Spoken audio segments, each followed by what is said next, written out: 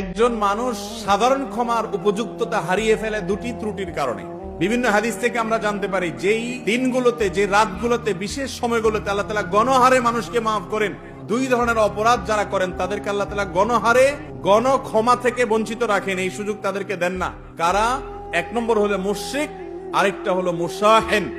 যে ব্যক্তি শিরকে লিপ্ত, এই ব্যক্তি গণ ক্ষমা পায় না। নাম্বার দুই, যে ব্যক্তির অন্তরে অন্যদের প্রতি শত্রুতা আছে, বিদ্বেষ আছে, হিংসা আছে, এই ব্যক্তি গণ ক্ষমা পায় না।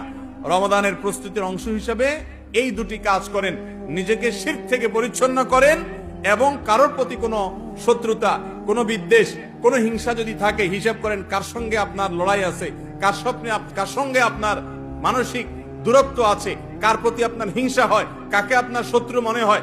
রমজান উপলক্ষে সাধারণ ক্ষমা আপনিও করেন, যে আমি সবার ব্যাপারে মাফ করে আমার অন্তরটাকে পরিষ্কার করে নিলাম, নিজেকে প্রস্তুত করলাম সাধারণ ক্ষমার জন্য। এটাও রমজানের প্রস্তুতির অংশ।